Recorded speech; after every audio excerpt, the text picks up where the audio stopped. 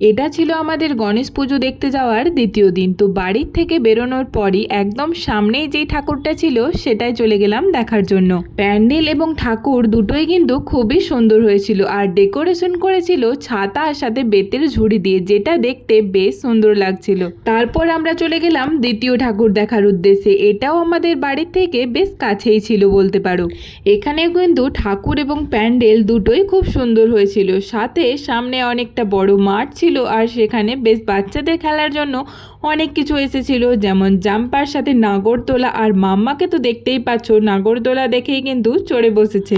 তো আমরা প্রথম দিন যখন ঠাকুর দেখতে বেরিয়েছিলাম, মানে পুজোর দিন, তখন কিন্তু বেশ অনেক কটা ঠাকুরই পুজো কমপ্লিট হয়নি, আর তার জন্য ঠাকুরের মুখগুলো তখনও পর্যন্ত ঢাকা দেওয়াই ছিল।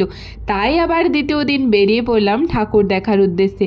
তো মামা ওখানে বেশ কিছুক্ষণ খেলার পর আমরা তৃতীয় ঠাকুরও দেখতে গেলাম। এই প্যান্ডেলটা আমার সব থেকে বেশি ভালো লেগেছে।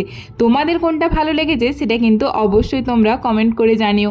এরপর সমস্ত ঠাকুর দেখা কমপ্লিট হয়ে গেল, আর তারপর এই সুভাষচন্দ্র বসুকে কি সুন্দরভাবে সাজিয়েছে একবার দেখো। তো এরপর আমরা ফিরে যাচ্ছি বাড়ির পথে। আর এই গণেশ ঠাকুর দেখতে যাওয়ার মিনি ভ্লগটা তোমাদের কেমন লাগলো সেটা কিন্তু আমাকে অবশ্যই কমেন্ট করে জানিও। আর ভিডিওটা ভালো লাগলে চ্যানেলটা সাবস্ক্রাইব করে দিও। Bye bye.